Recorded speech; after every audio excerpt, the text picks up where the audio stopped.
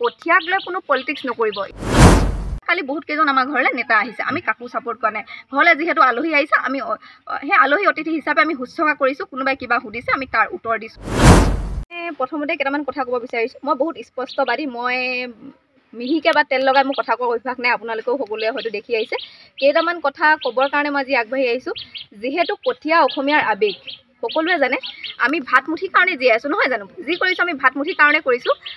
গতিকে কঠীয়াক লৈ কোনো পলিটিক্স নকৰিব। ইয়াত কোনো আপোনাৰ বিজেপি কংগ্ৰেছ কৰি নাথাকিব। এতিয়া ঘৰলৈ আলহী আহিলে আমিতো ভালকৈ মাতিব লাগিব ন, শুশ্ৰূষা কৰিব লাগিব। যিহেতু আলহীক ভগৱান ৰূপে চোৱা যায়, হয়নে? আমি এনেকুৱা মানুহ নহয় যি নেকি ঘৰলৈ আলহী আহিব আমি ভিতৰত সোমাই নাই বুলি কৈ পঠিয়াই দিম।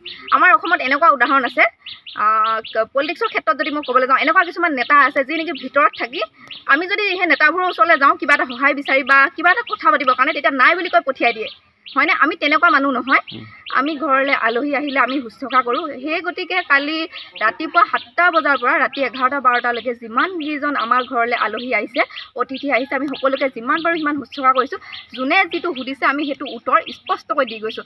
আমি কোনো পলিটিক্স কৰা নাই, আমি কোনো ভাইৰেল হ'বলৈও কৰা নাই। আমি মানে এতিয়া কঠীয়াটো আপোনালোকে সকলোকে আহ্বান জনাইছোঁ, কঠীয়াটো কেতিয়াও পলিটিক্সৰ মাজলৈ নানিব। কঠীয়া কোনো বিজেপি কংগ্ৰেছ কোনো একো নহয়।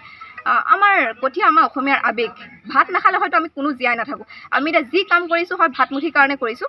আমি জীয়াই থাকিবলৈ হ'লে ভাত খাবই লাগিব।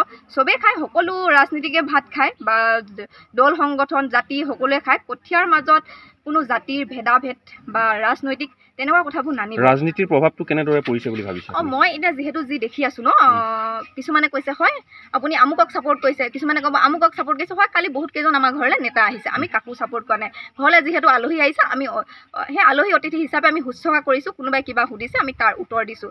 আৰু মই বিশেষ একো নকওঁ, ইমানতে কৈ মোৰ বক্তব্য সামৰি মাৰিছোঁ।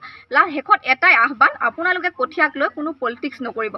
কঠীয়াখিনি যে মানে আমাৰ গৈছে, সেয়া এজন প্ৰকৃত কৃষকে বুজি পাব। কঠীয়া হেৰুৱাৰ দুখ কৃষকেহে গম পাব। এটা কথা আপোনালোকেও প্ৰকাশ কৰিছে কালি ভিডিঅ'ৰ যোগেদি, ভাবুকি কিছুমান ভাবুকি মানে মইতো আপোনাক কৈছোঁ, কিছুমানে কৈছে ভাইৰেল হ'বলৈ কৰিছে, কিছুমানে কৈছে আপোনালোকে আমুকটো ৰাজনৈতিক দলত যোগদান কৰিছে। মইতো স্পষ্টকৈ কৈ দিছোঁ, মই স্পষ্টকৈ কথা কৈ ভাল পাওঁ। আমি কোনো ৰাজনীতি দলত আমি যোগদান কৰা নাই। আমি কোনো ৰাজনীতিক মানে কঠীয়া বস্তু আপোনালোকে মই হাতযোৰ কৰি আপোনালোকক আহ্বান জনাইছোঁ। কঠীয়া বস্তুটো কেতিয়াও ৰাজনীতিক বস্তু নহয়। কঠীয়া কেতিয়াও ৰাজনীতি হ'লে আপোনালোকে কোনো নাটানিব। আপোনালোকে যে কঠীয়াৰ পিছত ইমানবোৰ দৌৰি আছে, আপোনালোকে এতিয়া এই ভুলটো কিয় বিচাৰ কৰা নাই? যোনজন মণ্ডলৰ হওক বা প্ৰশাসনৰ হওক, আপোনালোকে আমাৰ ঘৰত আহি থকাতকৈ, আমাৰ পিছত লাগি থকাতকৈ আপোনালোকে, মই ভাবোঁ কাৰ দুখ আছিলে আমাক কঠীয়াখিনি তেনেকৈ উচ্ছেদ অভিযান চলোৱা বা JCB নমোৱা, আপোনালোকে সেইটোৰ ওপৰত বেছি যদি গুৰুত্ব দিয়ে মই বেছি ভাল পাম। মানে ভুল কাৰ গাত আছিলে আপোনালোকে সেইটো বিচাৰ কৰক।